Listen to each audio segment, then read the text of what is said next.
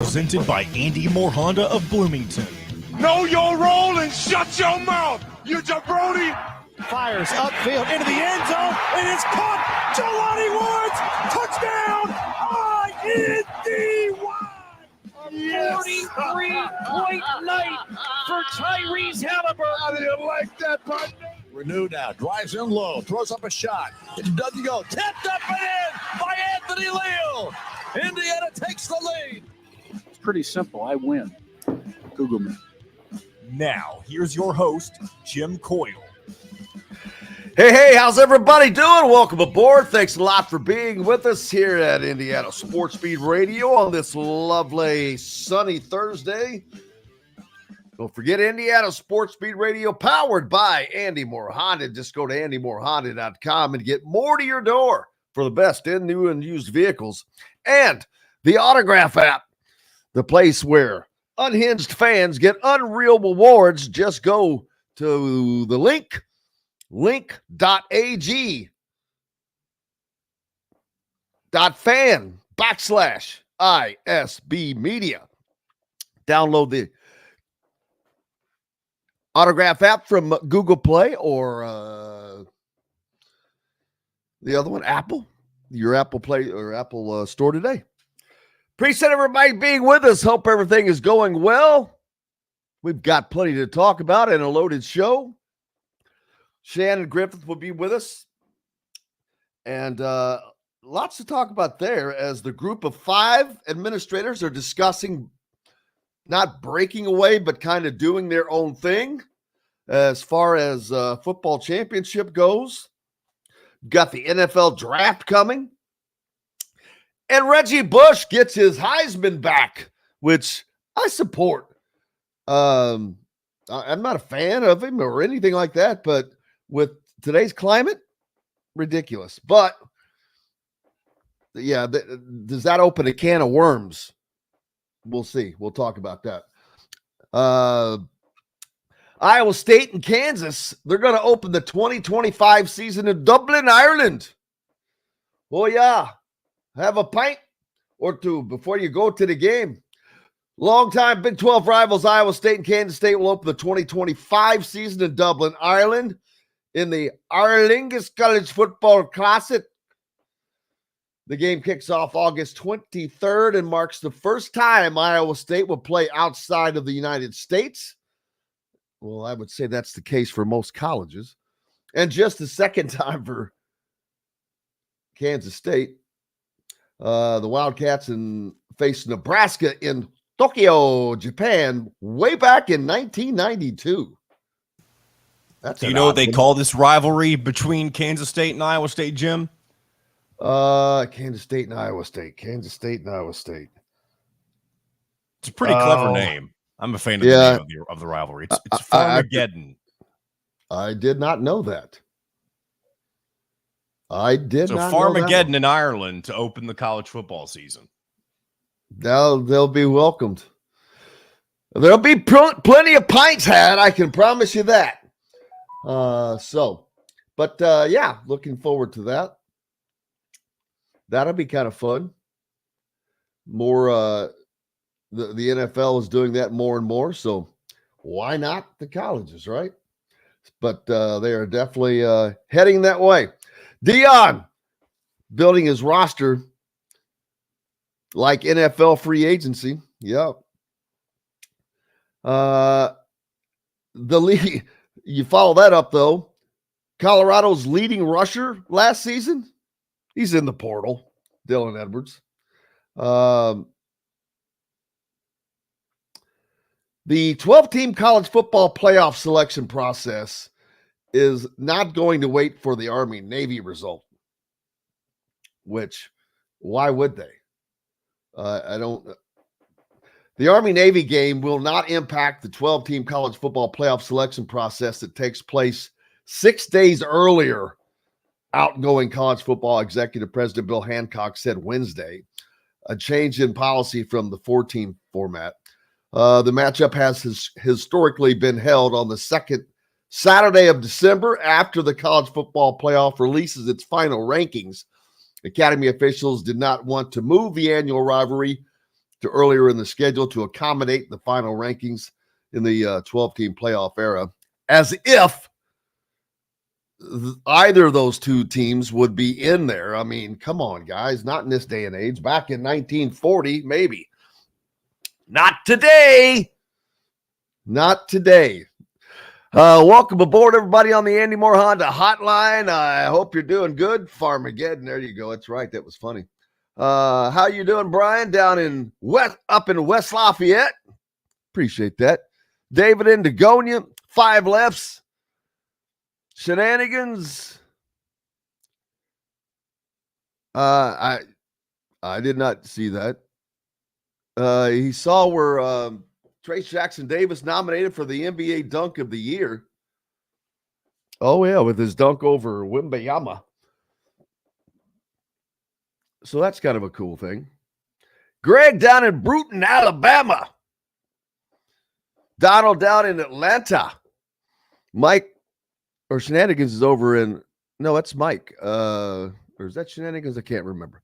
Over in southern Wabash County. Justin, I love it. Bob down in Georgetown said he saw where Trace Jackson Davis is on the block to be traded to Cleveland. Well, it might not be a bad time to get out of Golden State. They're on their way down. And Cleveland has former IU is it Andre Patterson, I believe? Yes, as you say, Andre Patterson. Yeah, in their administration. I can't believe I pulled that one out, but thank you for being there. So all kinds of stuff going on. Hope everybody's having a great start to their day. Indiana Creek, is IU still on the Evansville guy? Oh. Who knows who they're still on right now? There's three spots left. You've got Luke Goody, I think, finishing up a visit. You'd still have 2 spots left. They still need to. Indiana is still going to need to pull in a backup without question, and you can never have enough guard play. There's just that. And they'll probably grab a wing maybe as well. But we shall see.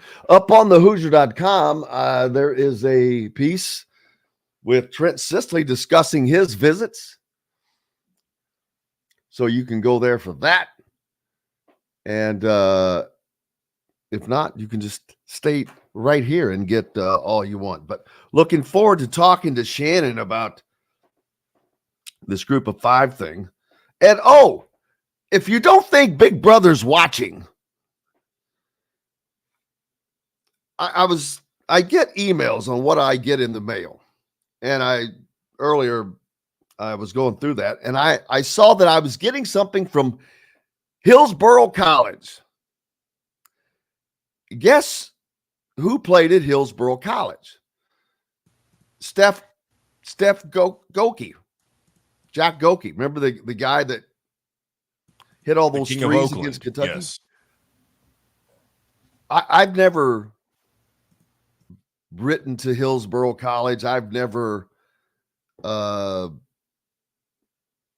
think I looked them up, just pulled them up on the internet once to see where they were located. And that was it. Real quick, I want to clarify. So he went to Hillsdale College. So did you get something from Hillsdale or Hillsborough? It's Hillsdale. Hillsdale, rather. I wrote down Hillsdale. Yeah. Hillsdale. So if you don't think Big Brother's watching, so either through, that's a real thing. As soon as I saw that, I'm like, oh, that's it. What, are you kidding me? Mr. Basketball, we already talked about that, but we'll talk about that with Kyle today. Kyle Neddenriep on the program. Shannon Griffith joining us, of course. Kyle Neddenriep. Tyler Smith from the Hoosier.com as well. Did I miss anybody? Chris Denari from the Pacers. Was that series tied? So all kinds of action going on, and Indiana still with 3 spots to fill on their roster, which that's just nuts to say. But here's the thing, though. I don't think that people should panic too much about that. Because I don't mean did not okay. mean to suggest that. I just okay, laughed that's fine. that I was being facetious with all that they've added. Oh yeah, They still have 3 spots to fill. and I always look at it from the perspective of where I'm at with Louisville and Kentucky in that general vicinity. They're building their rosters from scratch. Both of those programs still have upwards of 6 or 7 spots to fill. So it's even crazier to see how that process is going to play out. Yeah, and I'm wondering, I'm looking at something that I assume is real on Twitter. If this is the real Wilberg, I don't know. What we got here? Possible. It says from him, Purdue fans excited to play on the team and gain more experience as we prepare for the 24-25 season. Would appreciate any support you can give towards my goal. That's just an odd. I just find that a bit odd. Wait a minute. On the bottom, it says it's for an off-season trip to compete internationally, organized by himself. I don't know if it shows that in your there's a GoFundMe. Yes. If that's real, he's raised $8,000 of his $7,500 goal. That's a new one. Well, hey, whatever it takes. All right. Hey, we've got a great one lined up, and we'll get to it right now. Back with Shannon Griffith right after this. We'll be right back for more Indiana Sports Beat Radio with Jim Coyle, presented by Andy Moore Honda of Bloomington. In the market. Good morning, Shannon. Good morning, gentlemen. Echo. Whoa, echo. Was I there can echo? fix that on my end. Let me check that No, real quick. that's on Shannon's end, I think. I do have a setting on my thing that says echo cancellation, though, and I think it might have fixed it. Hello, testing 1, 2. Yeah, we're good. Do you hear any more, Jim? I do not. Cool. We're good then. Okay. I was going to say, I wasn't getting one. It was just, I don't know how it fixes it whenever I hit that button. Yeah, it does. That echo cancellation, for whatever reason, it sometimes you have to have it on and sometimes you don't with this. I don't understand it all. Yeah, it's very odd. Yeah, I don't know if it's looping. Sometimes it loops back through someone else's microphone, and that's what you get, that echoing effect or whatever. Yeah. But yeah, it's strange at times. Wilberg. I've used StreamYard for a while. I'm also using Ecamm Live. It's a Apple-based product, which is a little bit different than this, but all right. John, be ready to throw up the golf scramble thing. Okay, perfect. Yeah, I've already got it down Please. here, so that works.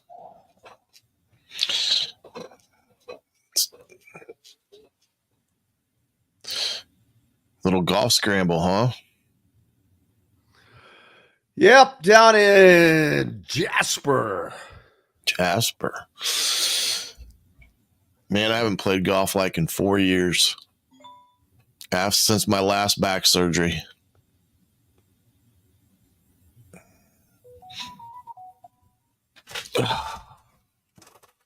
Thanks for reminding me to turn my notifications off since we have the same phone. That's what I said to him. I was down at the game and we had the same phone. Crap.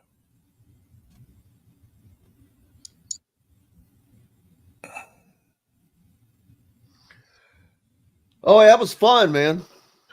Yeah, it was a good time. Almost got thrown out of my first press conference by I never even brought that up. I'd like to hear the story. I have to because being a former coach, I know what that look was. And 10 seconds, guys. Here we go. Market and Table, a part of the Wild Food Group, is your butcher, baker, and fish house, no matter where you live. This segment is brought to you by the Chop Shop, home of the Indiana football and men's basketball coaches shows. Welcome back to Indiana Sports Beat Radio with Jim Coyle, presented by Andy Moore Honda of Bloomington. Welcome back, Indiana Sports Beat Radio here on this Tuesday. Is it? No, it's Thursday. What the hell? I knew it started with a T. Hey, days are starting to run together, and that's never a good thing. Let me tell you. Don't forget, Indiana Sports Beat Radio brought to you by Chop Shop Market and Table, home of the Indiana basketball and football coaches shows, located just north of Bloomington High School, south on South Walnut. It's your local meat shop, steakhouse, and caterer, no matter where you live.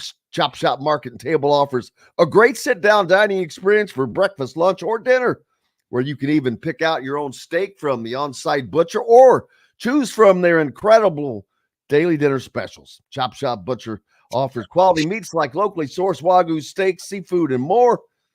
And don't miss out on the Chop Shop's daily in-house made bakery items, cakes, pies, and pastries, all mouth-watering. And I can attest to that. Welcome in Shannon Griffith. Also want to make sure I mention the annual IU Alumni Association of Greater Evansville golf scramble coming up at Sultan's Run in Jasper. That will be on Monday, May 20th. All proceeds benefiting local students through their Greater Alumni Association. You can reach out to KYW at indiana.edu. That's Kyle King, but that's KYW King at indiana.edu. Or you can call 812-677-1119.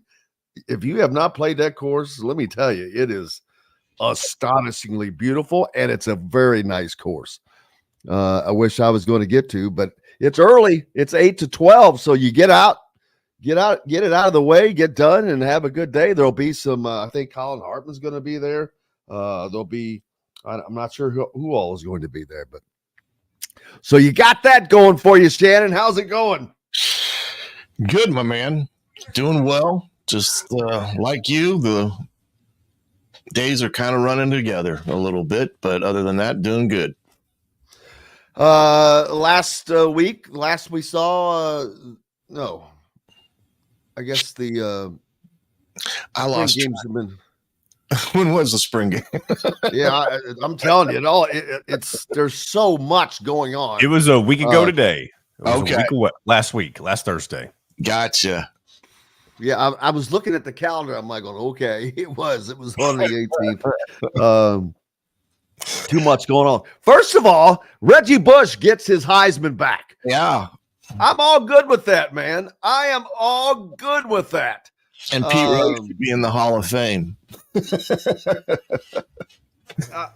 I know there's going to be a lot of people who disagree, and I'm fine with that too. You're fine. I don't have a problem with that opinion, because when it comes down to it, it's, well, it was against the rules. Then, yeah, I agree. Should it have been? Probably not, but it was. Right. That's like the Indiana basketball fans that just despise Kelvin Sampson for making phone calls that were made legal the very next year. Phone calls now. We're not talking about money. Phone calls. We're not talking about practice. We're not talking about a game. We're talking about phone calls. Yeah. But NCAA for you. I'm not I'm not like I'm a fan of his or something, but I have no problem with that. I'm glad to see it, to be honest with you. I think that it was kind of a travesty. So I'm glad that's over. Yeah, and the other thing I think it does, I think Reggie Bush is one of those individuals that handles himself very well. He's likable on TV when you watch him and how he, handles himself, and you like to see those type of individuals rewarded, I guess you would say, in this fashion, for what some people felt was an overstep back in the day. But I'm glad to see it as well. I think it moves things forward. It's not there hanging over everybody's head for here to eternity. And I just think overall it was a good decision by all.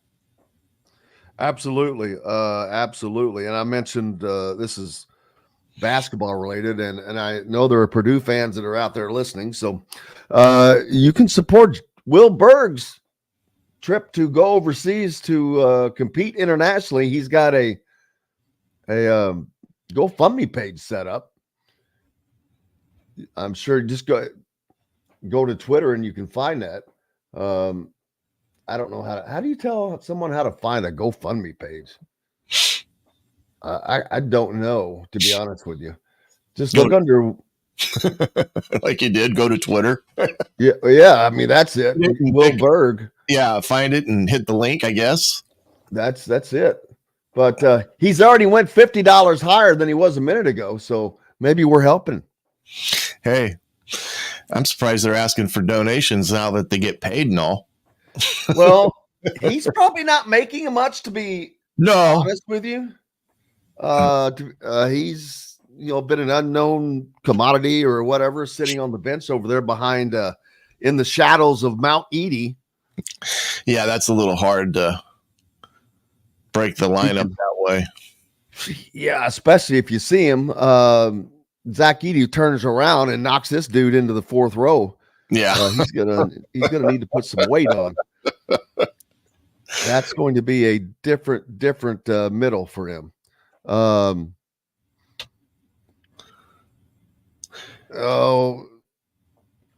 Derek says, I act like that the phone calls is all that Sampson did wrong. What about the bad grades and drug use by his IU players in the locker room?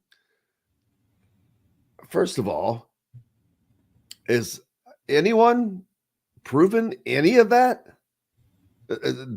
Drug use in the locker room? That's something I've never even heard.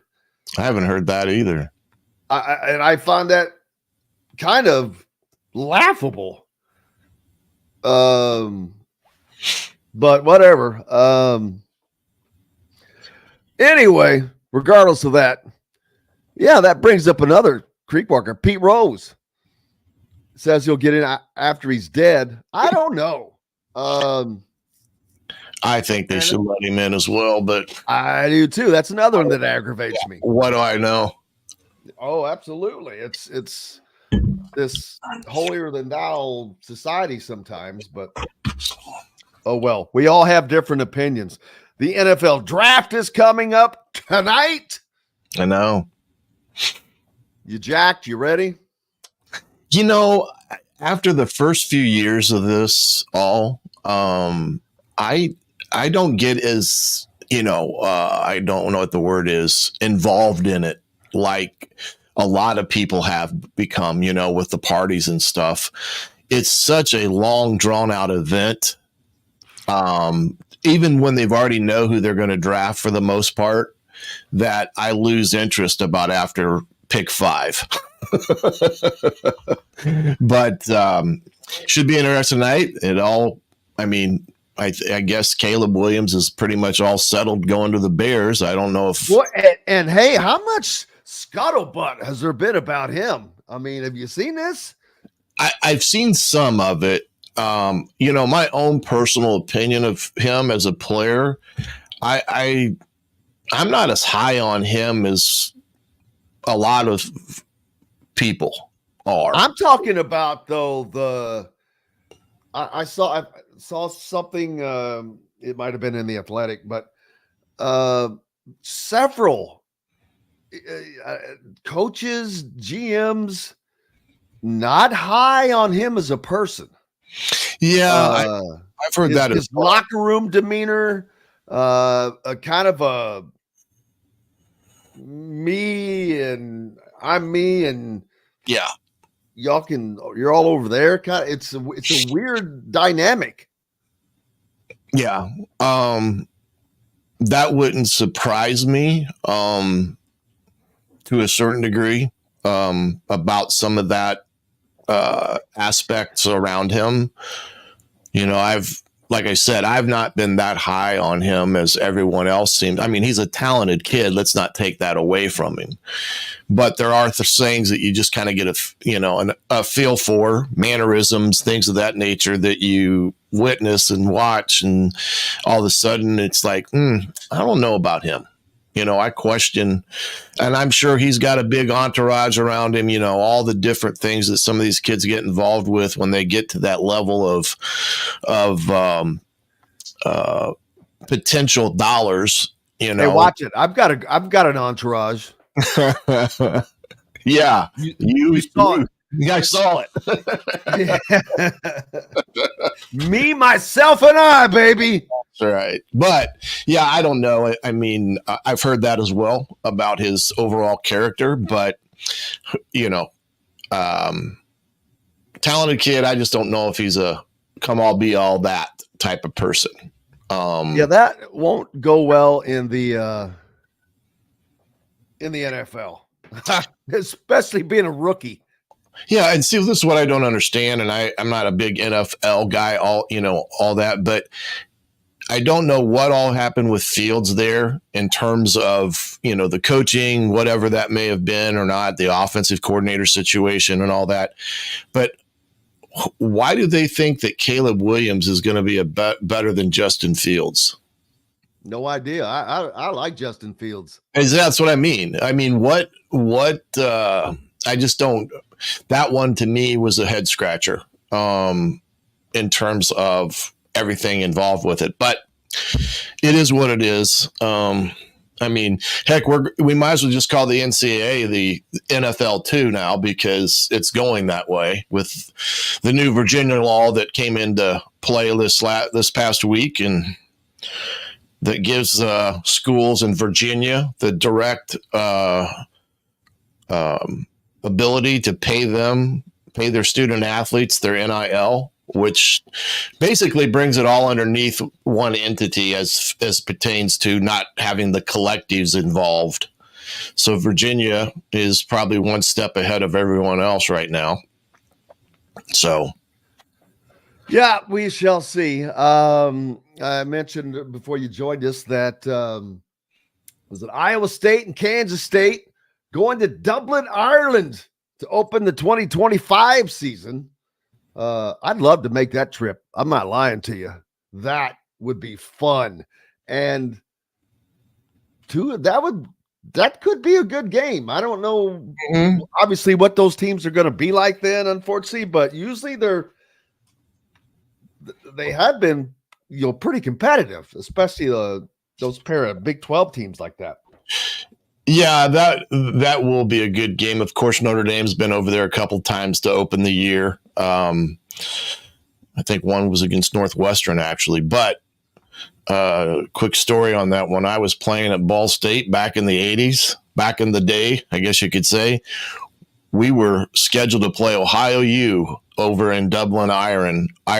Unfortunately, it got canceled, so I never got to make that trip. But I'm kind of with you.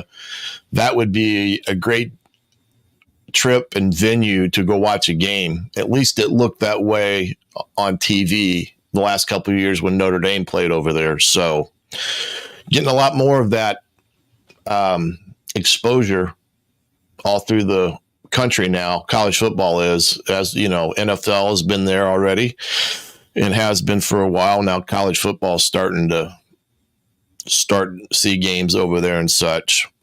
I wonder what's more popular over the college football or pro football. I would imagine pro, just from the standpoint of its overall exposure and the team jerseys and sales and things of that magnitude. But I wouldn't say that college football is that far behind over there in popularity to a degree. American football in general is popular in Europe with all the different leagues that they have over there, just for football alone. But I think we'll see a bowl game over there in some time. I'm surprised it already hasn't happened, but I wouldn't be surprised if eventually something like that is done. Yeah, me either. I wish I were going to Dublin for a game. I'm not going to lie to you. Yeah. All quiet on the college football front right now, minus portaling still. Not a lot of action for Indiana. They've been kind of quiet. Colorado, far from it. They're They live leading rusher from last year in the portal. Mm-hmm. But that's gonna be a constant for them, as we know, which we'll see if that works out or not. They made the big splash last year with the upset win over TCU to open the season. It looked like, here we go. And then reality, and like Diana Taurasi said about Caitlin Clark, reality is coming. Mm-hmm. Yeah. Very cool. There's always, Dion is a unique individual. Not sure how he operates behind the scenes, but from some of the things I've heard, it's been interesting to say the least in terms of what's going on behind the scenes. But again, that's pure innuendo and rumors, so I can't sit here and give you instances of things. But the portal, whether it's Colorado or Indiana or any team, is going to be there, and kids are going to jump in and out of it. NCAA basically ratified the multi-transfer aspect of things, giving the kid the opportunity to transfer multiple times as long as he's academically eligible. So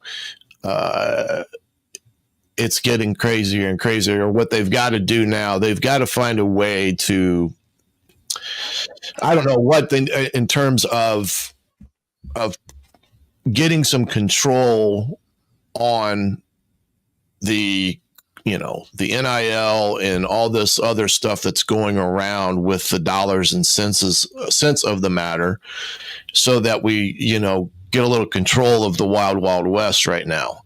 But I do think Indiana will be active in the portal if there is the availability of a good defensive player, more likely a defensive lineman.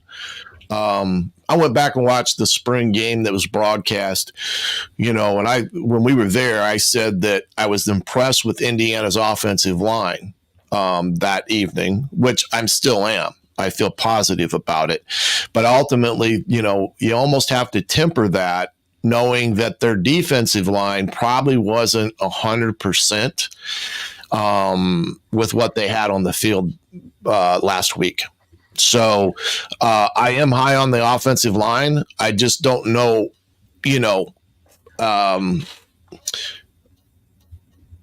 how big a step did they really make in the right direction from last week. But the running back room is going to make them right more times than they're wrong, and I like that fact.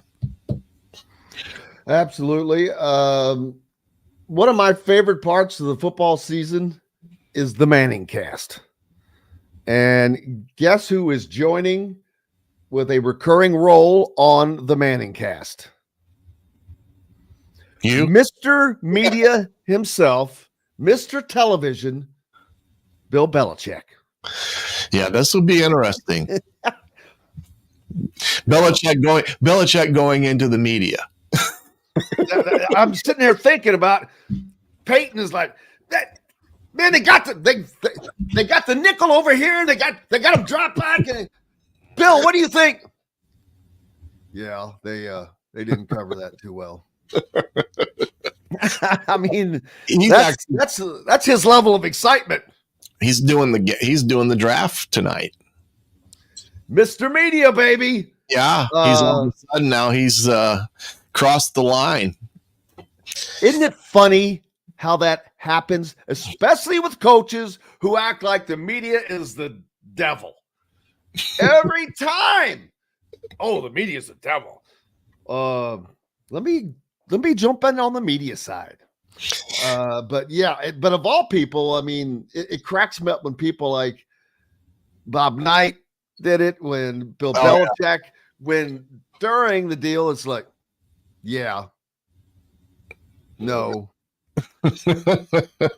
Yeah. Oh, you're going to pay me? Well, what I really meant to say was, yeah, I know. That's usually how it works, though. I mean, it's. So what is Indiana football going to be doing now as the spring deal is over and you're heading into the summer? Well, coaches wise, right now they're out on the road. Talking to their incoming class, just touching base with those kids that have committed, as well as looking at the recruits for the next 25, 26 classes.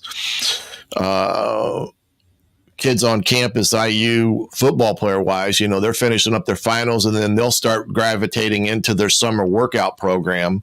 And between now and fall camp, they will see the strength coach more than they will see the coaching staff from this point going forward until they're ready to start fall camp. Absolutely. Well, Shannon, looking forward to it. Had a blast after the Indiana spring game. Our post game wrap up deal. That was a blast.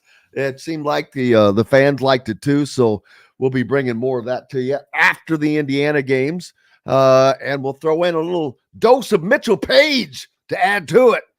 So looking forward to that. It's going to be a fun. I told someone last night, I legitimately think it's going to be a fun football season for Indiana fans. I really do. And I am so looking forward to the game against UCLA to see where they really are.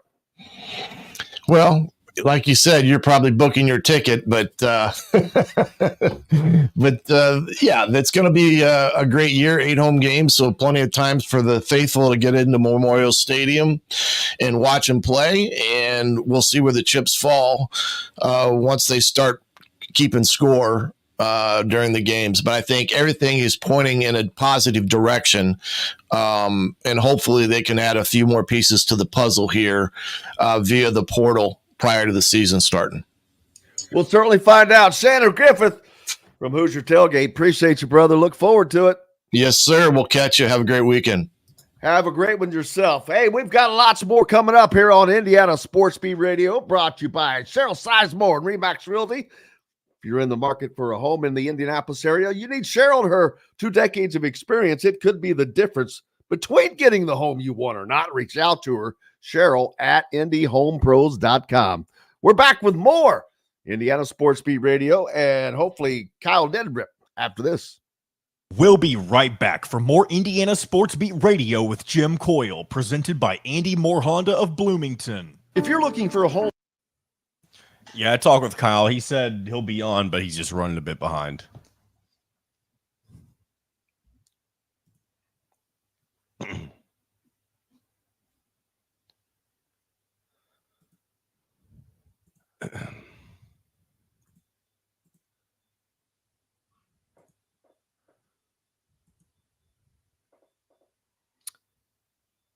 I was going to mention this earlier, but I saw you already saw it and posted on Twitter about Trent Sisley and Louisville getting involved. Yeah, I was trying to get that out.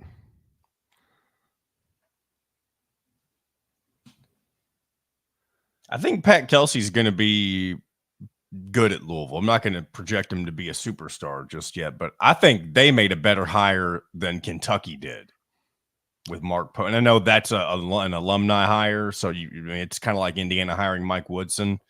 Yeah, but there's less pressure at Louisville than there is Kentucky. Well, that's what I mean. Like I think that will help Kelsey do well at Louisville. Yeah, but you know what? I'm. Here's the thing: Kentucky fans they've just gotta watch the process. Yeah. I mean, you can want who you want, but that doesn't mean you're going to get them. First Indiana's of all, learned that time again. Honestly, I think that was the most enjoyable part about Kentucky not getting who they wanted, because they've always thought that, like, when Calipari was gone, they were going to have their pick of the litter of whoever the hell they wanted, and that was far from the truth. It ain't that way anymore because of the portal's a big part of that. And NIL, it's changed the narrative. You can succeed anywhere. As if you have a benefactor, you can succeed. Man, do I have time to go grab a cup of coffee? You have 60 seconds. You're good. Oh man, that ain't long enough. You said that ain't long enough. No, I've got to heat it up. That's fine. Go ahead. I'll bring us back in from break if you need me to. That's all right. I'll wait till the next break. This will be a shorter segment anyway, even if Kyle does show up. You just talk to him about player Flory Badunka and whatever else you may be on your mind, and then we'll hit break again. But if he might not even come on. I don't even know if he doesn't come on. Badunka. Honky tonk, Badunga donk. Goodness gracious. All right, here we go. Under Ridgeline's payment free for 90 days, or get 0.9% APR financing for 36 months on a 2023 Honda Ridgeline. Go to AndyMooreHonda.com and get more to your door. This segment is brought to you by Freethink Apparel. Welcome back to Indiana Sports Beat Radio with Jim Coyle, presented by Andy Moore Honda of Bloomington.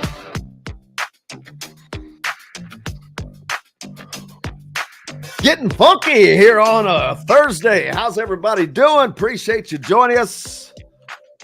Hopefully, Kyle Neddenriep will be jumping on here in a little bit. He's running a little bit behind. Flory Badunga, freshly minted Indiana Mr. Basketball over Jack Benter. So, boy, I just thought of a good question to myself.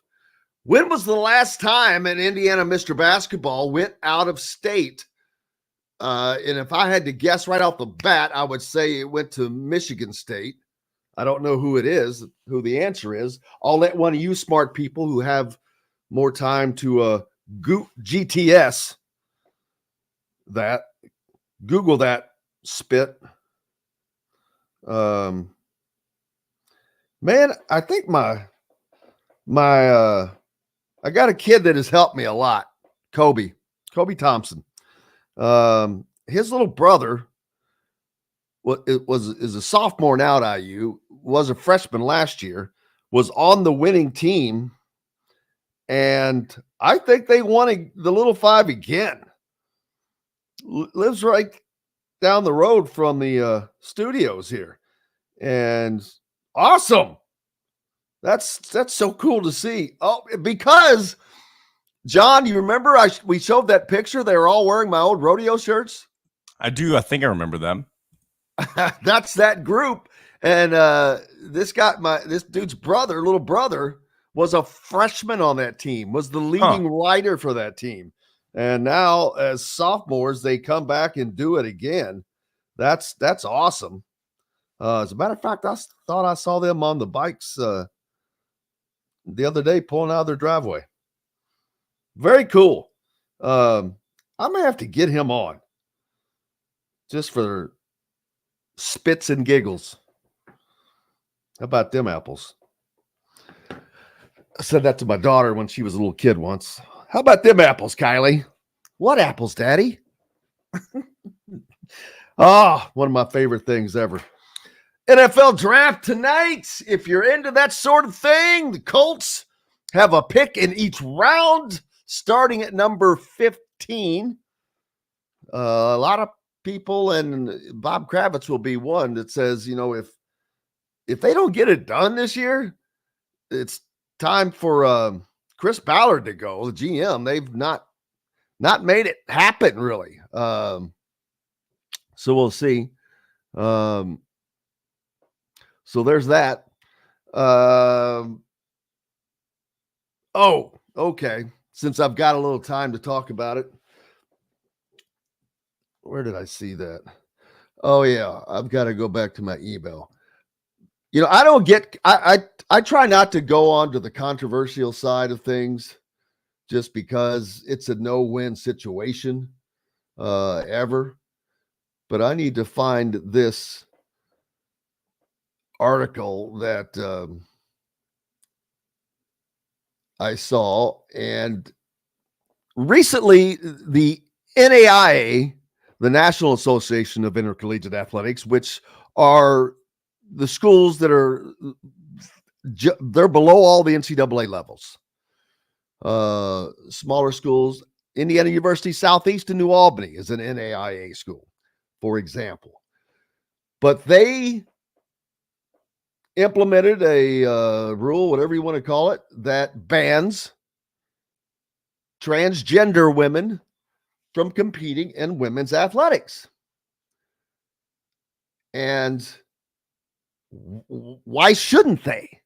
It's a shame that there has to be a rule for that, because one would think it's common sense.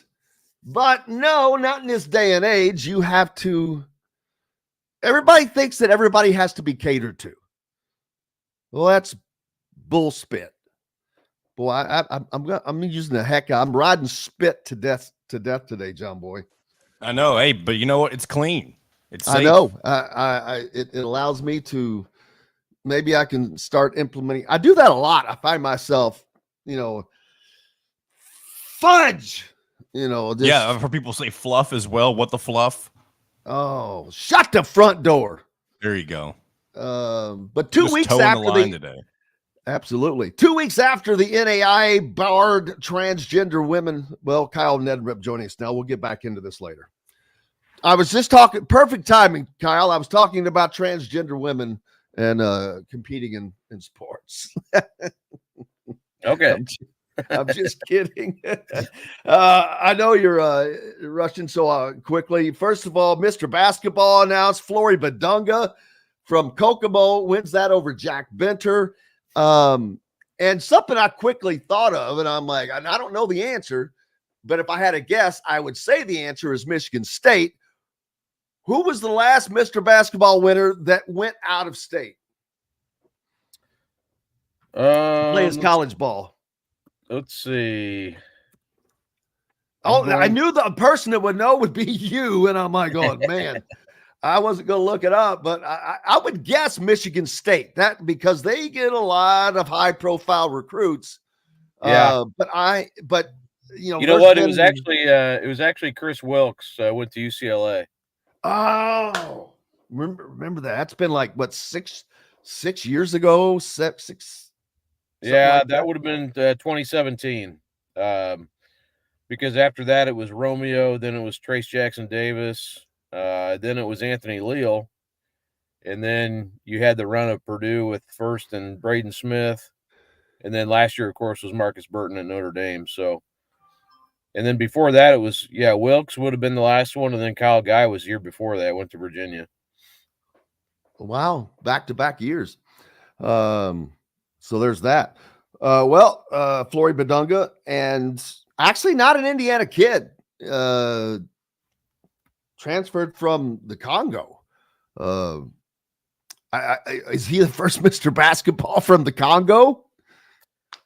Probably. I would have to. Yeah, I would have to say yes to that as well.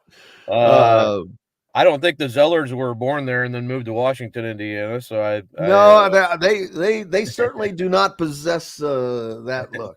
So no, I think so. But I will say, like Flory, it's weird to even kind of think. Obviously, he's from the Congo, but he's so Kokomo now that you don't even you think of him as so Kokomo now.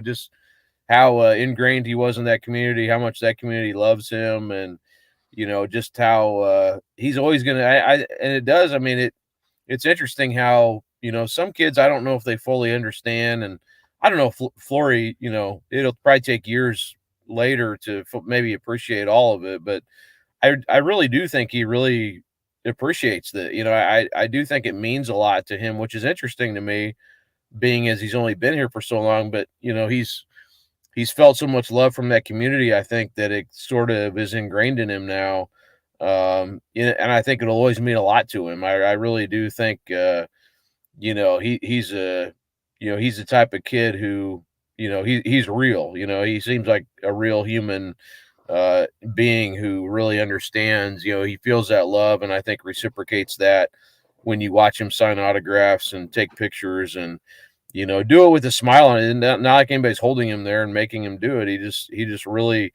enjoys those interactions, I think. And I think that's a real thing that when he comes back in next year or 5 years, 10 years, 20 years, a lot of that love is still going to be there for him, which I think is a really cool thing.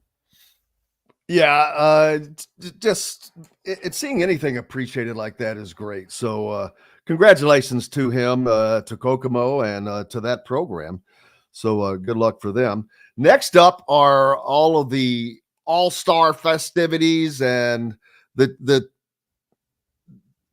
all-star roster has been set, correct? We're done with that. That came out first before Mr. Basketball. It's kind of an unusual year, and only in that it's not a year where normally you can look down that roster and you see Indiana, Purdue, Indiana, Michigan State, wherever. That's not the case this year. There's Jack Benner and Flory Badunga, and then it kind of drops off from there. Yeah, I had a question about that from someone who has been involved with the All-Star, or has been a coach and whatnot, and he called me last week. He's like, "What's going on with this roster? Why isn't there more high major players on it?" And because there are more high major players in the state this year. Yeah, I mean, and my answer was like, I think it's multiple reasons. It's partly, I think some of these guys could end up being high major players. It's just it's not happening immediately. It's more of a farm system now than it used to be. I think there's some guys on there who even are playing Division II that, you look at, and maybe they won't be high majors, but they could be mid majors, or, to kind of play their way into a different situation, which you don't really look at it like that right now. You're just looking at the paper and saying, well, they're going there and they're going there and they're going there, but it's sort of a more fluid situation than it used to be. So that's part of it to me. It's just the way the high school kids are being recruited now, and the opportunities that they have might not be as numerous as they used to be. But also it is a down, not going to skirt around that. It is sort of a down year. Obviously Flory and Benter and, some of the guys in that class that have been high majors for a while, and we lost and it's partly too, we lost Cannon Catchings. His presence on this team would be take it to another level. He's a guy who I think will be a really good Big Ten player, and he's got pro potential. So you also take that into account too. But yeah, I think it's multiple things, and it probably starts with it just not a super deep class. And I think this all-star team actually looks pretty good. They're just, for whatever reason, it's just never been a class that it's had a ton of high major players in it. So. But again, I like a lot, like Tyler Parrish, who's going to UIndy now. I think he's a really good player, and I think he could, and I hope he stays at UIndy if that's what he wants to do. But he's the type of player I'm talking about that I think eventually could be a Division I player. And next year will be quite the opposite, with guys like Trent Sisley, Jalen Harrelson won't be considered because he's gone prep as well, but there's still an abundance of players next year that will kind of change that. It's been a busy week for guys like Trent Sisley, Matt Painter on Monday, Indiana entire staff on Tuesday, Micah Shrewsbury on Wednesday, and now I just posted he has an offer from Louisville. Pat Kelsey trying to get in on that, which is wise by him, but sorry.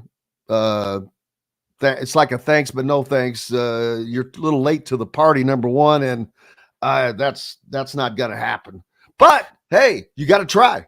You got to try, and yeah, it's late in the game at this stage. But yeah, I mean, why not? I mean, if you feel like you don't want to waste your time, obviously, and maybe it is a waste of time at this point, but you know, hey, you know, who knows what can happen too? Like you may be recruiting him for, you know, in case something happens, you know, because recruiting changes. It's like dog years, you know, it changes quickly, and you know, you never know. Even the transfer situation, you know, you want to keep these relationships solid with these guys, so because things happen, obviously. What's up next for you, Kyle? I'll have I've actually got to look at the Mr. Basketball, talking about those guys that you just mentioned, Mr. Basketball look ahead to next year. I've got, you know, Sisley and Mullins, I think, are right on top of that list with Xavier Robinson from LN. And then several of that class, you know, like you mentioned, really, really good. And then tomorrow morning, I'll have a look, the IHSA proposals that are coming out next week. I was able to attend one of the principal meetings yesterday, and so I've got a bunch of information about that will having a story for him tomorrow. So that's what I'm working on today. Looking forward to it. Kyle Neddenriep, the Indy Star. Make sure you're giving him a follow and staying up on all things that are Indiana high school sports. Appreciate you, my friend. You bet. Thanks, Jim. All right, we've got more coming up. Brought to you by Free Think Apparel and Promotions. Whether you need 24 T-shirts for the upcoming family reunion or 200 for this season's recreational softball league, Free Think Apparel meets your printing needs. Their team of industry experts will work with you to design a professional-looking, sales-generating web store for your custom-designed apparel or promotional merchandise. From large corporations to small businesses, high school sports teams to national accounts, Free Think Apparel delivers. Visit freethinkapparel.com today and get printing. And they have so much more than that. I mean, wrap vehicles. It's amazing the things that they can do. I'm like, wait, what? Wow, I was shocked. But more coming up here on Indiana Sports Beat Radio. Tyler Smith joins us next from thehoosier.com. We'll get you caught up on the recruiting action right after this. We'll be right back for more Indiana Sports Beat Radio with Jim Coyle, presented by Andy Moore Honda of Bloomington. In the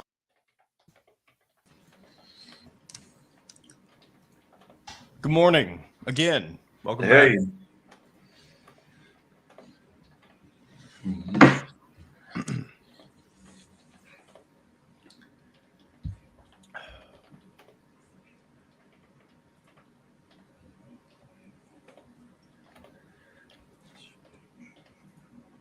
All right. What up? How's it going? Oh, just watching these people go nuts in the comments. Gee whiz. Craziest April you can remember as far as college basketball? Well, just of everything. Yes, Definitely when you consider not only Indiana, but just all the major schools within the area. I don't think Indiana you could really State, have a crazier. Purdue, Indiana State in the NIT, Purdue going as far as they did. Indiana just hitting the recruiting deal immediately, and then in the recruiting that has been non-freaking stop and continues to be. Just put out Trent Sisley an offer from Louisville now.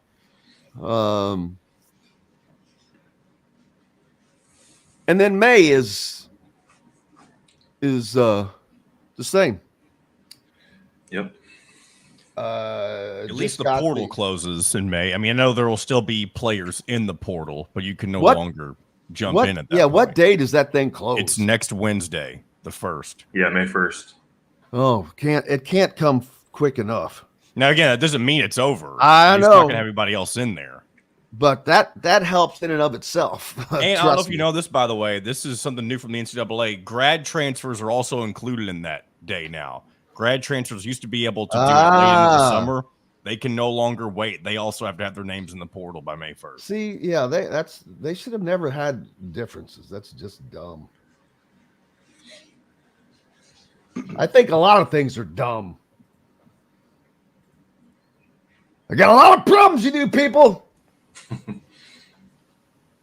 I haven't even gotten to read that piece yet.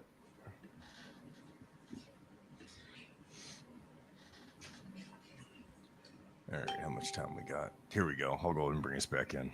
Pretty Shore Construction, now building exclusively south of Bloomington within the Stonecrest Golf community. Choose from one of the gorgeous Stonecrest Signature Series house plans. We have several lots available with scenic views of the golf course. Contact Amy Rhoda with Rebesco Real Estate for additional information. 812-583-0919 or go to mystonecrestliving.com. That's mystonecrestliving.com for more details.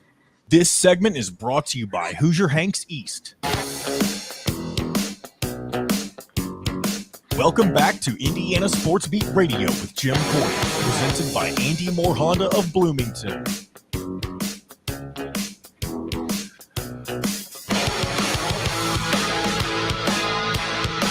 Welcome back, Indiana Sports Beat Radio here on this Thursday. Thanks a lot for being with us. Brought to you by Hoosier Hanks East, located off College Mall Road in Bloomington.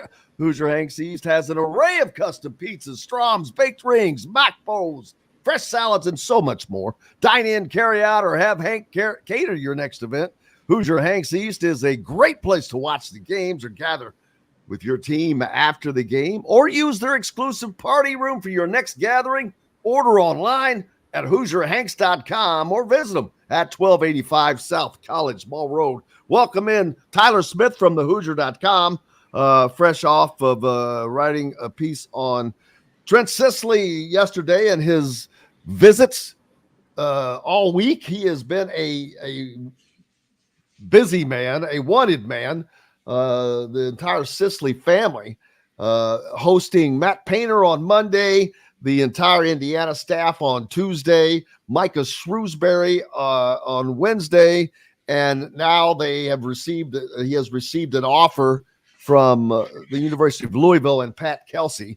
But that is, like I said, it's nice, but you're a little late to the game.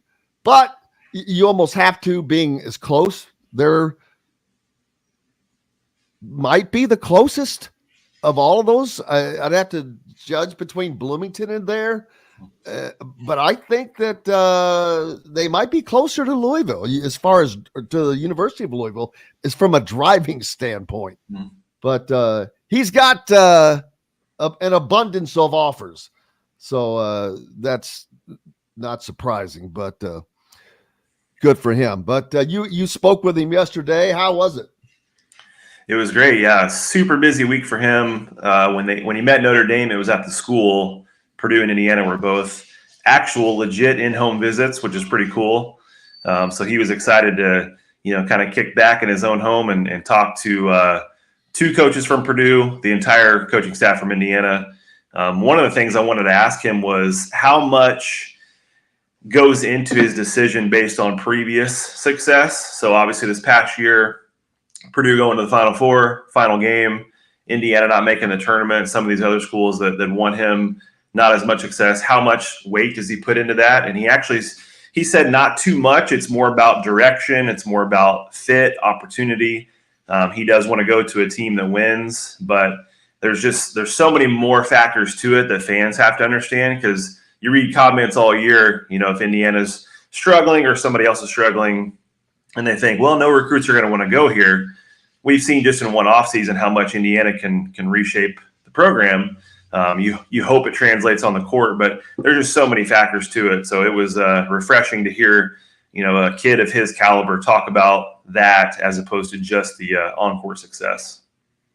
Yeah, in reading through your piece, and make sure you go to thehoosier.com. And if you're not a subscriber, you should be. For great content like this. He talks about the fact of it's good to have face-to-face time with these guys. Mm-hmm. And that is, it shows them that they're wanted more, I think, when you have that. And I mention that because getting out and seeing these guys play is important when they're available to do so. This weekend is not one of those times. They'll be playing up in Indianapolis, by the way, or Trent, along with Desmond Briscoe, Malachi Moreno, and Braylon Mullins, who is also what was on the visit list for Indiana this week, as well as Jalen Harrelson. But Trent Sisley is drawing a lot of attention. He's the biggest name in Southern Indiana. You've got Southern Indiana, you've got Indianapolis, and Jalen Harrelson, which he's not really in Indianapolis anymore. So there's not so Braylon Mullins, I guess, is kind of where is Greenfield Central? Is that? I think it's north.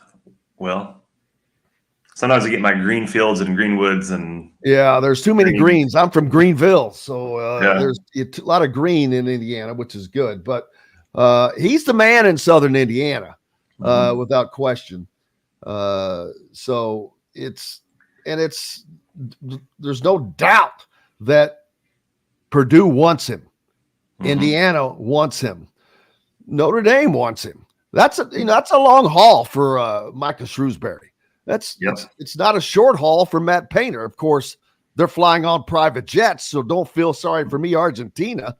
How do you think Indiana staff got around to visiting 3 guys in one day? It wasn't because they had Fred Flintstone pedaling the car around, I can promise you.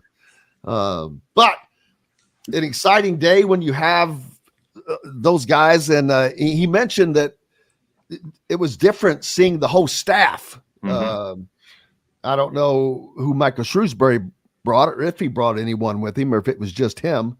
He mentioned that Coach Painter brought Coach Lusk with him.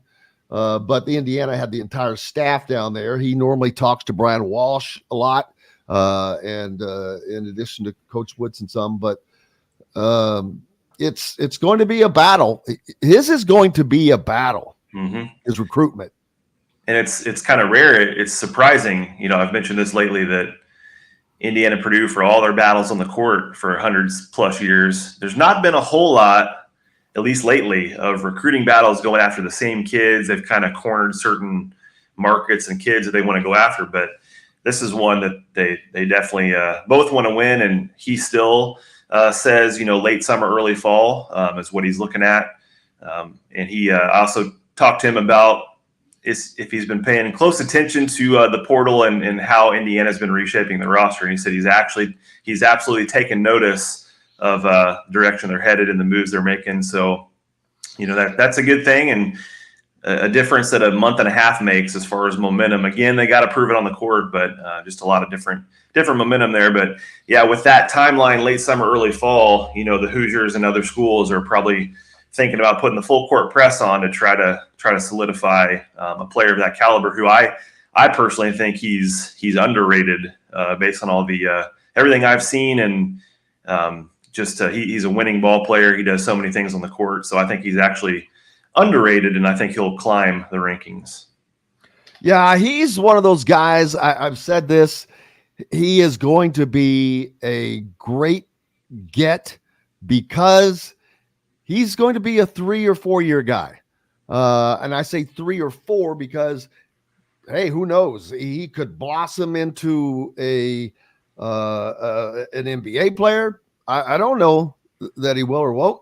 Big 6'8" athletic guy who takes things easy. He's not a guy that's going to have an entourage around him. He is solid, down to earth. He's got a great family. Just as good a kid as you're ever going to want to be around. I can promise you that. And but he's going to be a core of any whatever program he ends up at. He is going to be a core of that program by year 2, without question.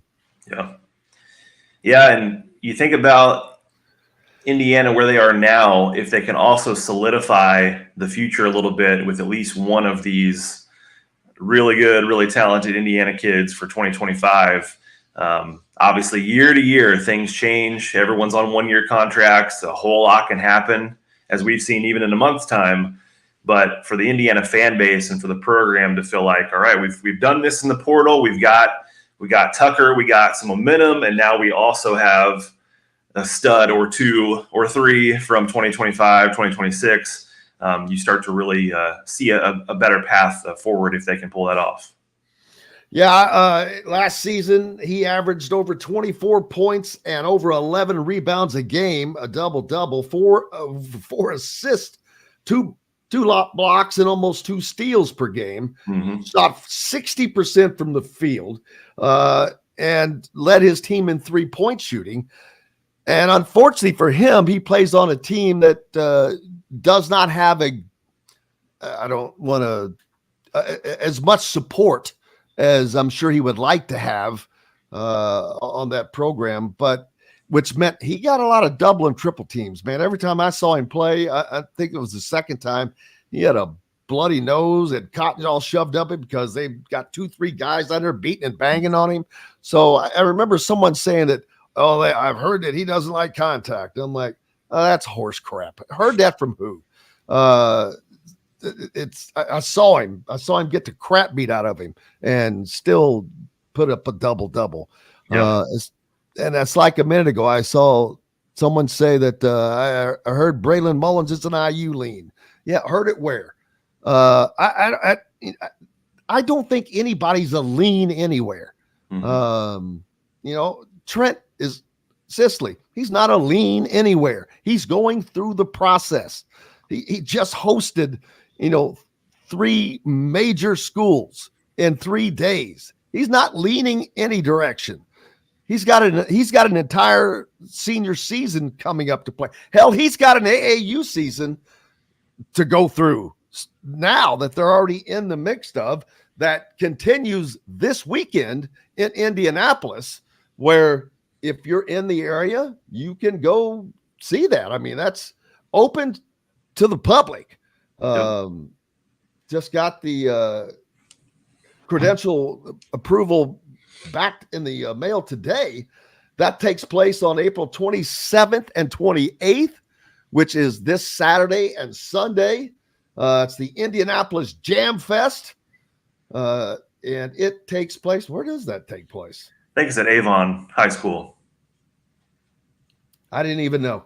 So that's good because that's on the west side, so it'll be a little closer to me. Taking on the Border Blazers in their first game, and let's see, Ohio Stars, Indiana Elite Central, a lot of good teams. Should be a fun event. Yeah, you mentioned as far as the leans go, how many times this year did people think, well, Sisley's going to the Purdue game, so that's a locked up deal, and then 4 days later he's at Assembly Hall, and he's going to go to those games. They're called visits, people, and you get to take them. And if you don't take them, then you start to show that you might be a lean. But as long as you're taking visits, and he's not, nobody has a lean. So that's more of what a fan wants, what a fan wants, what a fan needs. Oh man, that one to be forever blazing in my brain. But yeah, just let them go through the process, man. People get more jacked. Just let it happen. Relax and enjoy the ride, and just let it play out. Let those guys enjoy the ride. That's the biggest thing. Let them enjoy this process. On the flip side of that, everybody thought that Asijan was for sure at Indiana lock, and then 1 or 2 days later he's signing with Nebraska. So it's just like you just never know until it's a done deal, and you got to let it play out. And it's fun to speculate and report on what all's going on and kind of see what they're thinking. But at the end of the day, they've got tough decisions to make for their future, and they'll make it when they want to make that choice. Absolutely. And they will make it. And it's whatever it is, it's in their best interest. And so IU fans are not bad. This is one thing I will say. IU fans are not bad about if they don't get the guy they want, they don't usually go off on them. So they're good about that. And which is good to see. Some are not like that. And that's not good. But anyway, a lot going on this weekend. TheHoosier.com. Tyler will have complete coverage of the Indianapolis Jam Fest. I will be there as well. We'll have more from all the guys, from Trent Sisley, from Braylon Mullins, Malachi Moreno, Braylon. I already said Braylon Mullins.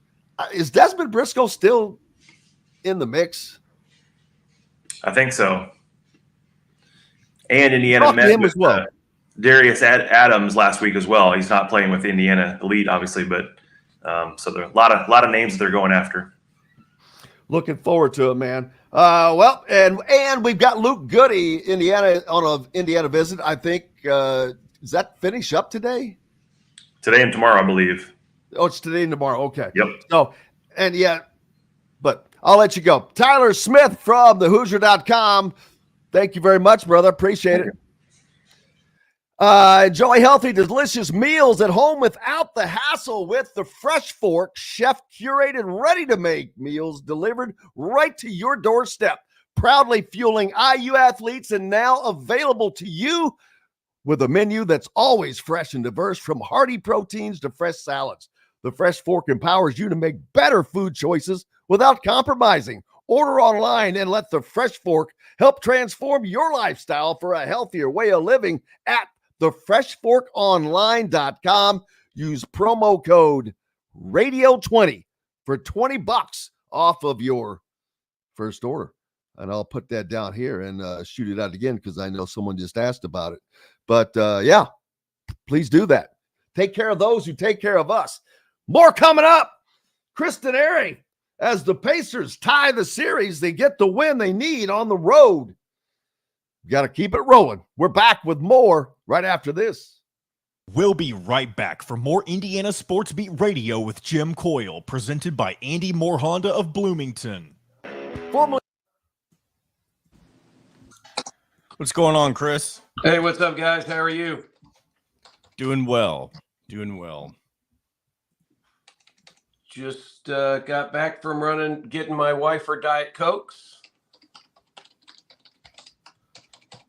I've got it timed perfectly when I leave the house and I can get back and get set up. Oh, yeah. Nice. I've got to get a new monitor, though, for my computer because that's why I use my phone. My camera's out. Oh, that's okay. Yeah, no, it works. I just need to.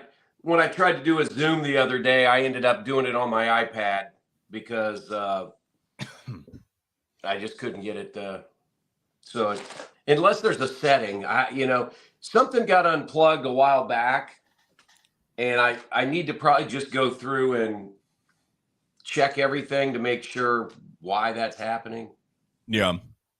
Because it's not that old of a monitor. I mean, but, things go bad. The Pacers expecting sellout? Oh, yeah. Yeah, it'll be awesome. The environment will be awesome tomorrow night and Sunday. Nice. We haven't had a home playoff game. The last time we were in the playoffs, it was the bubble, in 2020 in Orlando. Oh, yeah. So we haven't had a home playoff game since 2019. So, yeah, and it's a little weird tomorrow because our game tomorrow is at 5:30 because ESPN has a triple header. Oh, yeah. Part of it is because the NFL draft is on ESPN2, round 2, and then we play at 5:30. Then there's an 8. I mean, we have it on Bally, but it's a 5:30. ESPN has a 5:30, 8, and 10:30 game. Oh, wow.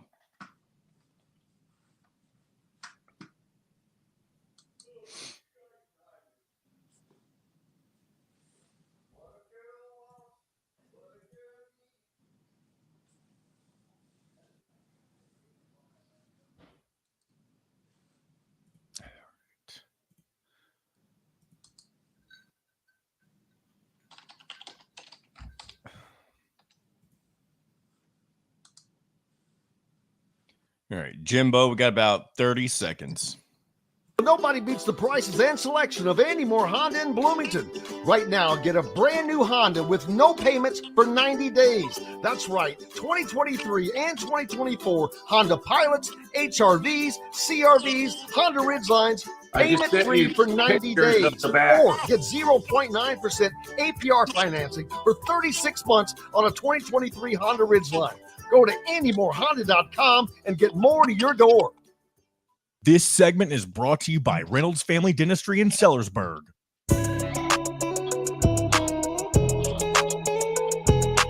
Welcome back to Indiana Sports Beat Radio with Jim Coyle, presented by Andy Moore Honda of Bloomington.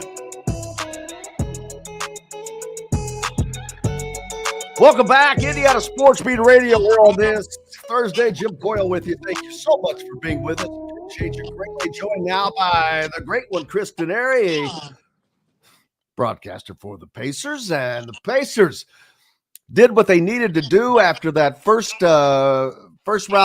game where they lost on the road. And not a big surprise, except for Antetokounmpo wasn't in the lineup, which didn't make Pacers fans feel all that great. But they come back in game two and take care of business.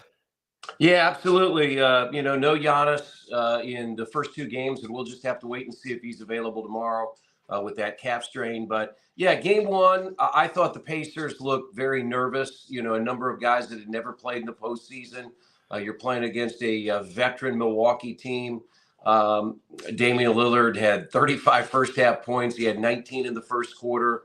And the Pacers got into a hole and really never recovered. They cut it to 12 going to the fourth quarter, but it quickly got to 20. And then in game two, the game started very similarly. Damian Lillard was hitting three-point shots. Brook Lopez was hitting three-point shots. But the Pacers went on a nice run, had a halftime lead, had a lead after 3/4 of 9, and built it out to a 23-point lead to really get a fairly easy win in game two. Pascal Siakam's been great. He's had games of 36 and 37. But I think the biggest thing, Jim, on Tuesday in game two, the Pacers defense was better, and they played at the pace they wanted to play. I thought Milwaukee controlled the pace in game one, didn't allow Indiana to get out and run, really turned it into more of a half-court game. And I thought Indiana on Tuesday was able to play at the pace that they wanted to play. Even when Milwaukee scored, they took the ball out of the net and got the ball up the floor very quickly. So, they always say that a playoff series in the NBA starts when the road team gets a win. And Indiana sort of opened it up because now there have been some other road wins. Miami won in Boston last night. Dallas won in LA. So after I think it was 11 or 12 straight games in the playoffs were won by the home team, the road team has now won 3. And now, fortunately for Indiana, they come back to the confines of Gainbridge Fieldhouse, and where a sellout crowd will wait them, and they have played very well in Gainbridge this year, and hopefully that continues. Yeah, it's going to be electric. I mean, I was just talking to producer John. The Pacers have not played a home playoff game at Gainbridge Fieldhouse since 2019, because the last time they were in the playoffs was 2020, and that was in the bubble in Orlando. So the atmosphere tomorrow night, the atmosphere for Game 4 on Sunday is going to be tremendous. Tomorrow's an early start. It's a 5:30 tip because ESPN has a triple header. And so the Pacers and the Bucks will tip at 5:30. We'll have the pregame show on Valley Sports Indiana at 5. And then Game 4 on Sunday is a 7 o'clock start Sunday night. We'll be on the air at 6:30 with our pregame show as usual. So, yeah, I think the atmosphere, Jim, is going to be outstanding. And it really helps when you come back 1-1. It would have been good even if Indiana would have lost the first 2 games in Milwaukee. But I think now with a real chance to take firm control of this series, the Indiana faithful are going to be really, really strong starting tomorrow. And if they were able to get out of Indiana with winning both of these next 2 games, that would put them in a catbird seat with 3 games left to play. Is that right? My math right? And with yet another home game back in Indiana if needed.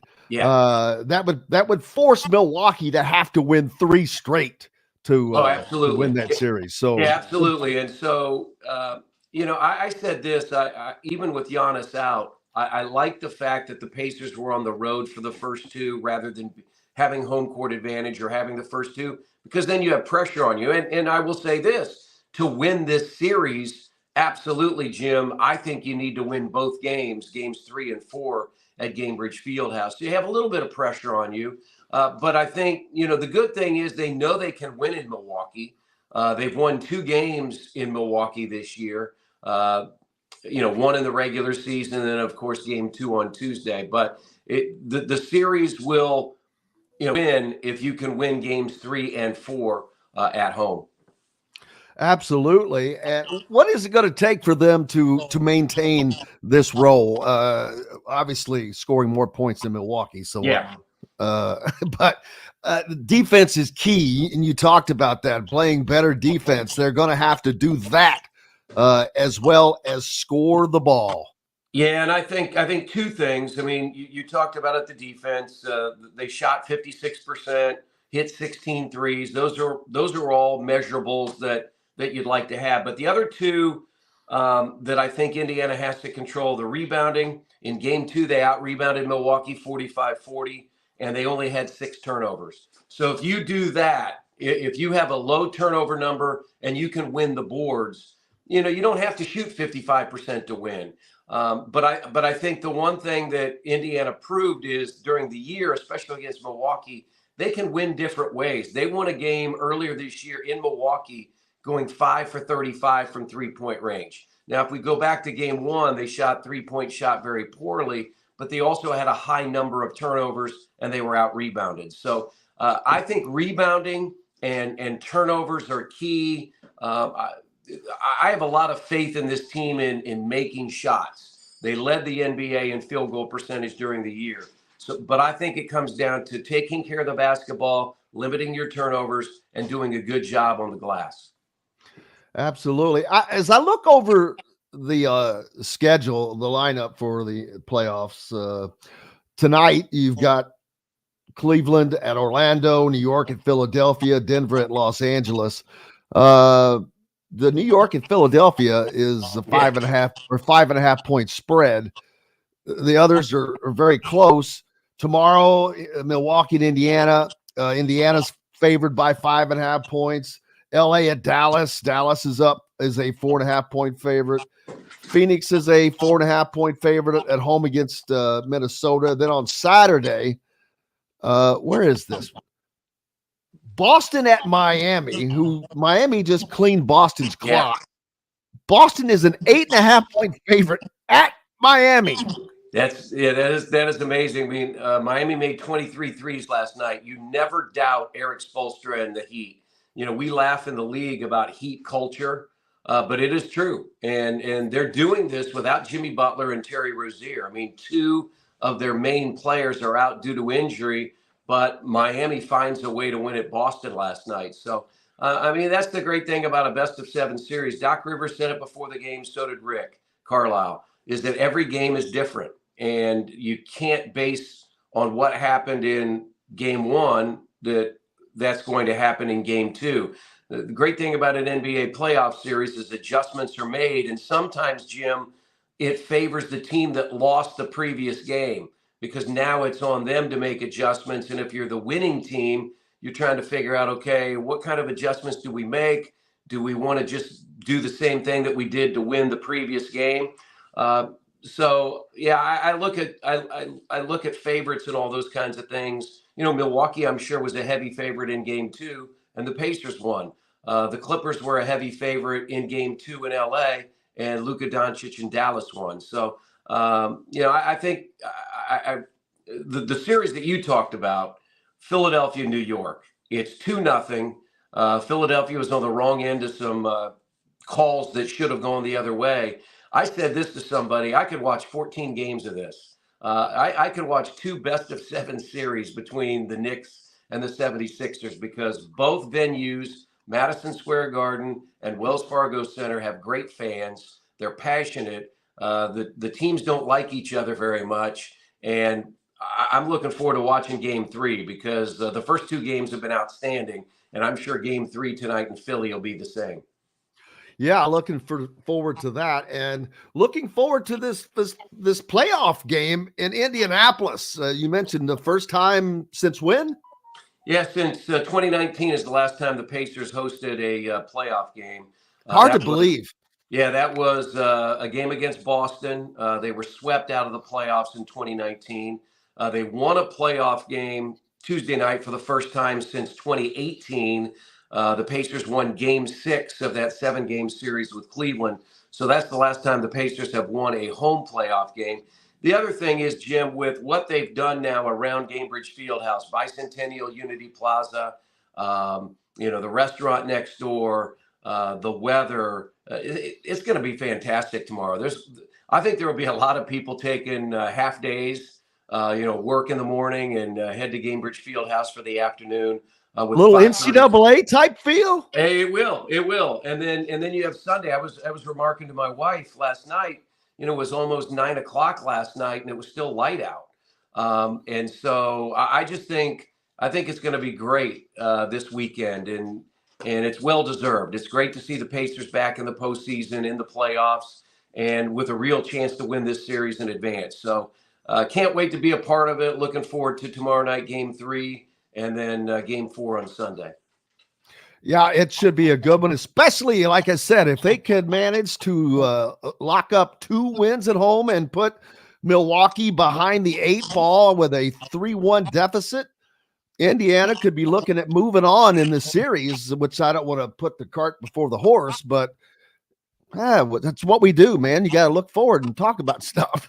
Well, that's what the hope is. I mean, we know that it's going to be at least 5 games with a return to Milwaukee next Tuesday. And here we are on this Thursday. Game 6, if necessary, would be next Thursday, a week from today in Indianapolis. Game 7, if necessary, is a week from Saturday in Milwaukee. So, first things first, the Pacers just have to focus on tomorrow night. And trying to get you can't get to 3-1 unless you get to 2-1, and you've got to win tomorrow night's game to put some pressure on Milwaukee. Absolutely. Chris Denari, the Indiana Pacers. Make sure you check him out on the Valley broadcast on the Valley Sports Network as Indiana looking to go up 2-1 on the Milwaukee Bucks. Thank you, my friend. I appreciate you. All right, Jim, we'll talk to you guys next week. Absolutely. Thanks a lot to Chris Denari for joining us here on Indiana Sports Beat. Of course, brought to you by Bubba's 33 in Clarksville. Offers a fun atmosphere and a full menu of delicious food, from their signature ribeye, seasoned salmon, garlic knots, large salads, and so much more, all made fresh every day. Whether you're bringing the family, the team, or meeting friends in the bar, Bubba's 33 in Clarksville is the place to be, with over 50 big screen TVs. Great spot to watch the games. Bubba's 33 in Clarksville, right off I-65 at Veterans Parkway. Bubba's 33 in Clarksville. Pizza, burgers, beer. Back with more right after this. We'll be right back for more Indiana Sports Beat Radio with Jim Coyle, presented by Andy Moore Honda of Bloomington. In the market. All right, guys. Appreciate you, brother. Thank you, Chris. All right, see you guys. Anybody out there knows of, let's see. We don't have a studio sponsor at the moment. So if anyone out there knows of someone who might be interested in that, feel free to reach out to me. And for anybody that has like a small business where you uniform your workers, FreeThink does all that stuff. So, I'm always trying to think of ways for you guys to support the sponsors that support us and help bring you this content. Whether it's the Autograph app, just please go download the Autograph app. They basically bring all, whether it's Purdue or Indiana, they bring all the content into one spot for you from different places, which You can find our stuff there, and there's many others. But you also build up points, and you get some really cheap tickets, not cheap seats. So it's a great thing. Like I said, just go to, you can just put in link.ag.fan/ISB media. Link.ag.fan/ISB media. I don't know why that they couldn't have made that a little more simpler, but what it is what it is. Don't forget the IU Alumni Association of Greater Evansville, their golf scramble, Sultan's Run in Jasper, May 20th, 8 a.m. to noon. You can just go to myiu.org/events/Evansville Golf 24. That's a lot. Or email Kyle King at kywking@indiana.edu, or call him 812-677-1119. Glad to bring you that. What do they call those? Public service announcement? There you go. It's actually not a public service announcement, but. All right. Here we go. Market and Table is located on South Walnut in Bloomington and is your one-stop shop for high-quality meats, bakery items, and now fresh seafood. Chop Shop Market and Table has the largest selection of in-house made products around and everything you need to make a gourmet meal at home. Or pick out a tomahawk steak or a grouper filet and enjoy it cooked to perfection in Chop Shop Steakhouse. Chop Shop Market and Table, a part of the Wild Food Group, is your butcher, baker, and fish house, no matter where you live. This segment is brought to you by the Ugly Grouper.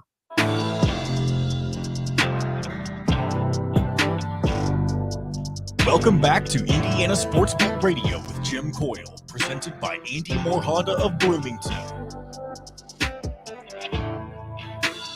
Welcome back. Appreciate you here at Indiana Sports Beat Radio, brought to you by the Ugly Grouper, located on beautiful Anna Maria Island, Florida. If you're already in the area or will be, the Ugly Grouper has much more than just unforgettable meals, including locally sourced seafood. The Ugly Grouper has your favorite craft beers and cocktails, along with live music every day. Ugly Grouper is family friendly, able to host private parties, and has the biggest grouper you've ever seen. The Ugly Grouper is the place to be on Anna Maria Island, Florida. Tell them we sent you. Just go to theuglygrouper.com for more information. Buford, you probably are not too far off. Says he's leaning towards starting an investigation on my takes. Oh, my takes. I thought he's my singing. What takes? Which take are you talking about? See, that's one thing when people comment, and I try to answer all the comments that come in, and there are tons from the Facebook. I'm not, damn it, I hate to always say that, from the YouTube viewers, and I try to get to them all, but they always say things like this, and the best thing to do is look at the timestamp. That may help you remember what you were talking about. No, it's not. I'm like, okay, there'll be, well, you can go back to an entire segment, and I'm like, okay, well, what all were we talking about? My brain does not, I'm ADHD, bro, to the nth degree. And no, I've got like 84 things going on in my brain at the same time. Zip, zip, zap. Someone yelled at me the other day on there for not looking at Mike while we were doing an interview, but that was when I was trying to break that story of IU going to visit Trent Sisley. So there's always a lot of stuff going on behind the scenes, people. Trust me. You've got 3 screens here of things going on, but we're just trying to bring everything to you. And I've got to get my viewing screen and the camera are not in the same place. And so I generally forget to look into the camera because I'm actually looking a lot into the viewer, into the the screen most of the time. So there's that. All right, I started to talk about this earlier, and let me get back out of that and find this. Here we go. All right. I try to stay away from controversy as much as possible because it just doesn't end well. But this is one that just drives me up the wall. 2 weeks after the NAIA barred transgender women from competing in women's sports and in its interscholastic competitions, activist groups on both sides of the issue have mobilized ahead of an NCAA Board of Governors meeting scheduled for today. On Tuesday, Athlete Ally released an open letter to the Board of Governors in support of transgender inclusion. That's because, I'm sorry, but you're an idiot if you believe that. And that's my take. And you can call that whatever you want. But if you think it is okay for a man who now considers themselves or goes through life as a female, which I don't care. I could care less. I don't care if you're a gay man. I don't care if you're a gay woman. I don't care. It doesn't, but none of that bothers me. I don't care if you're transgender. I don't care. But what I do care about is you cannot have grown up a male in a male body, and now that you, whatever it is that you feel like you were born in the wrong body or whatever it is that is bringing them to feel the way they feel, which that is their right. And again, I have no problem with. But that does not mean that now you can compete against women who were born women. Because guess what? There are scientific differences, period. And this is not in dispute. This is not up for question. It's not up for debate. It is just a simple proven fact. The male body has different components. The male body has denser bones. The male body has a more propensity for mass muscle growth. It just goes on and on and on. And I don't care if you take hormones or what you do. Caitlyn Jenner said it best. The former men's decathlon Olympic gold medalist, quoted as saying, if you went through puberty as a male, there's basically no way you should be competing against women because you have gained all of the advantages of being a male, and now you want to compete as a female. That's a load of crap.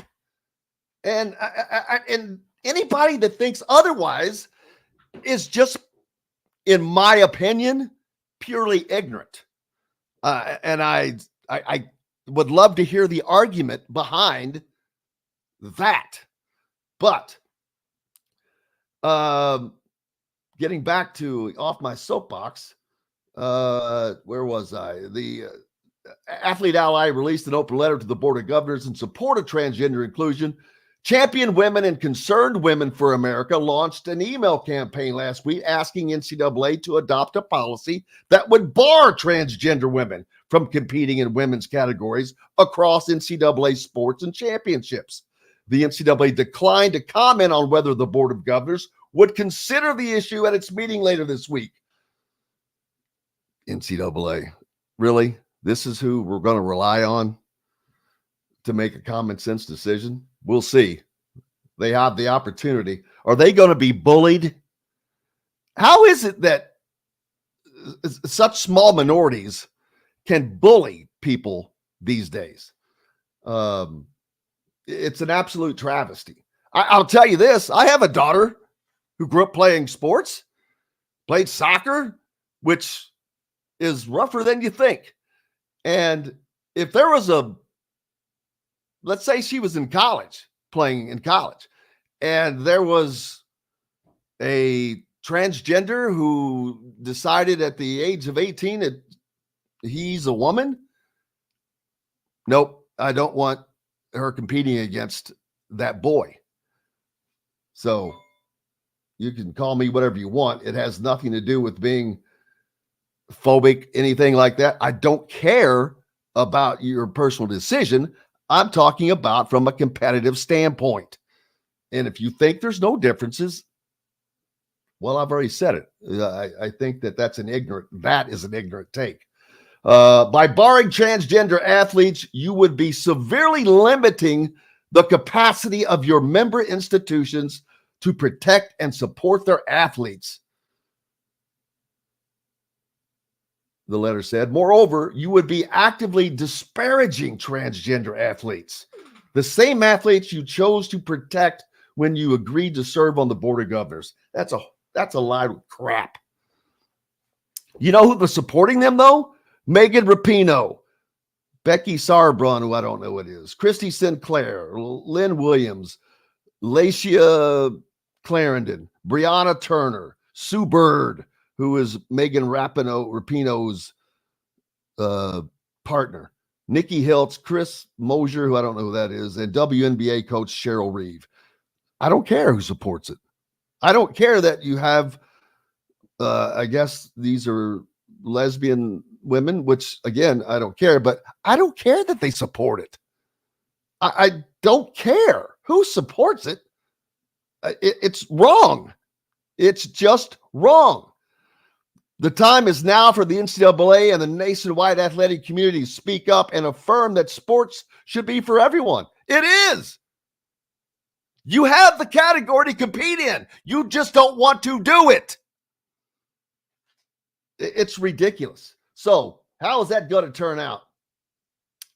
Another quote, recent decisions like that of the NAIA demonstrate a commitment to maintaining sport categories based on biological sex, ensuring that female athletes are not treated unfairly.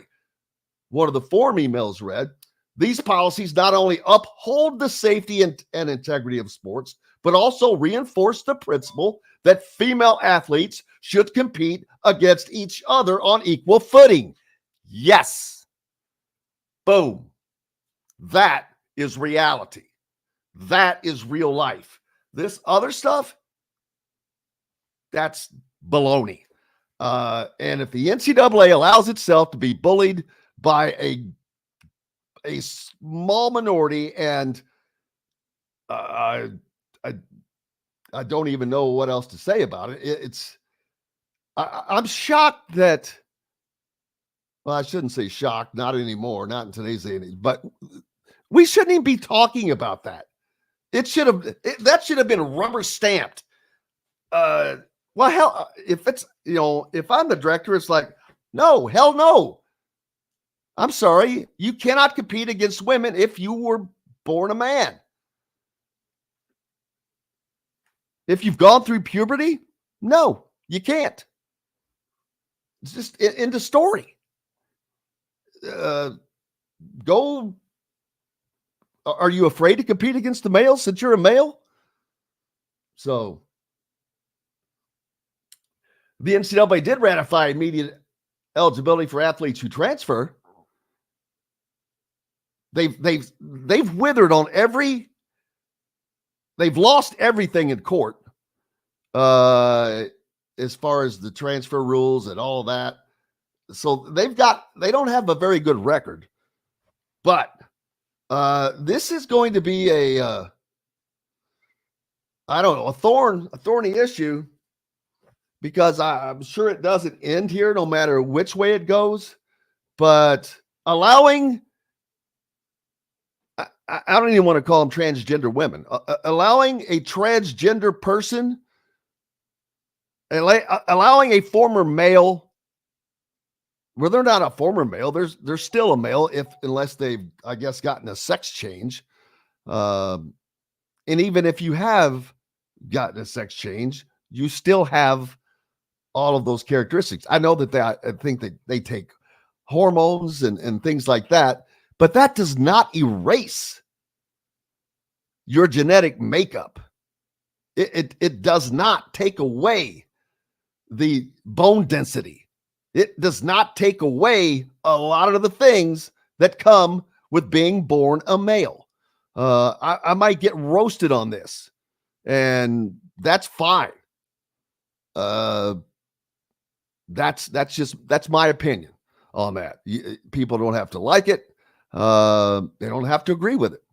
So, but I think that it is a sad state of affairs.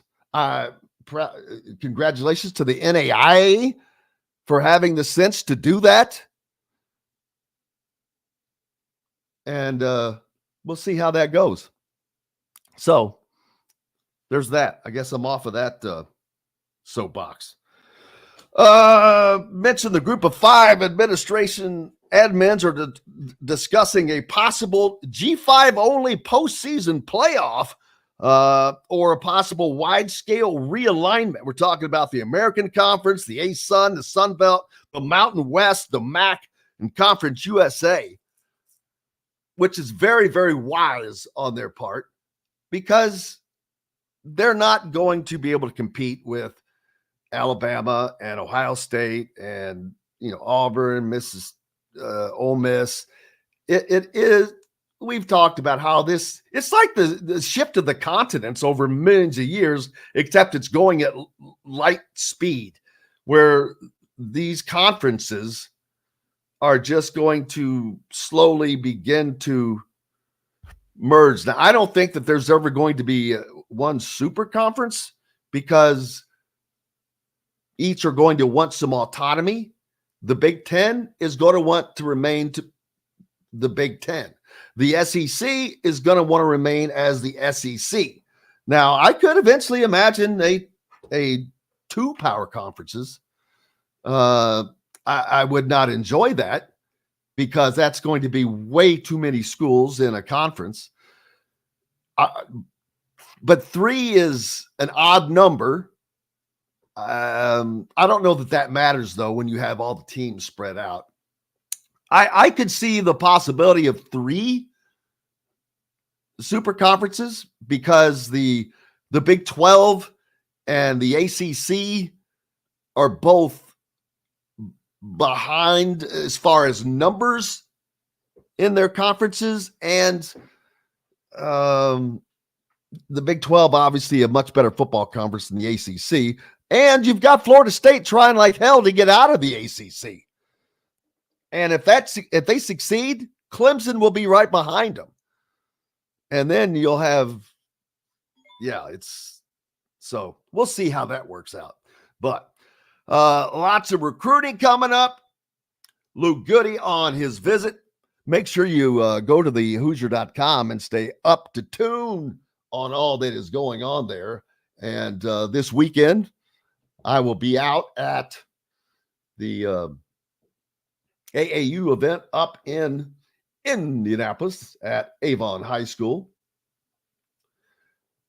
watching Trent Sisley and Malachi Moreno, Desmond Briscoe, and Braylon Mullins on Indiana Elite. They went 4-0 2 weeks out. What was that, John?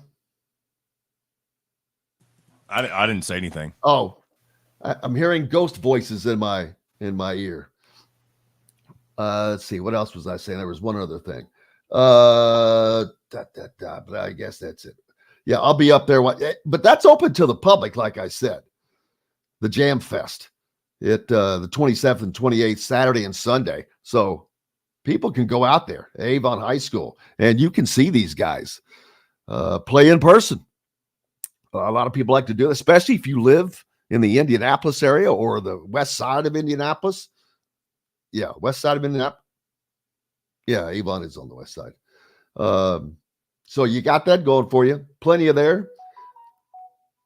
If you see me, say hi. Nick, I can't remember Nick's last name, but I spoke to his dad last night. And he listens to the show up in West Lafayette. So appreciate you, Nick. Hope all is well. I can't thank everybody on the Andy Moore hotline enough. You guys are Mark, I appreciate you, my friend. Thank you very much. Thanks for joining us. Where are you from? listening from. Always love to see new listeners on board. Russell says he also heard John, the producer, voice the commercials for the sponsors. Absolutely. I get so tired of, I'm like, people don't want to hear my voice any more than they have to already. Russell says he loves hearing us on 1380 The Fan up in Fort Wayne. Appreciate you very much. As well as being on our fellow affiliates, 97.7 The Ref, ESPN down in Evansville, and 1230 and 104.7 FM WJOB up in the region, the voice of the region in Hammond and Chicago. Appreciate everybody up there. Brian says the tarpon fishing off Anna Maria is about to hook up, eat up. That sounds about right, man. Got a wrap. Appreciate you guys. You're all the best. Each and every one of you, thank you so much. Thanks to Shannon Griffith for joining us today. We appreciate him so much. Kyle Neddenriep, Tyler Smith from thehoosier.com, and, of course, Chris Denari from the Pacers. John, the producer, and most importantly, thanks to you guys. We're back tomorrow to do it all again, starting off with Bob Kravitz and Zach Osterman, and we'll get caught up on Mr. Luke Goody's visit. Until then, I'm Jim Coyle. I'll see you on the radio. Thanks for listening to Indiana Sports Beat Radio. Be sure to subscribe to our YouTube page for more clips and team coverage of Indiana basketball, football, and more. You can also find full episodes and tons of other content on thehoosier.com. We'll see you next time for another edition of Indiana Sports Beat Radio.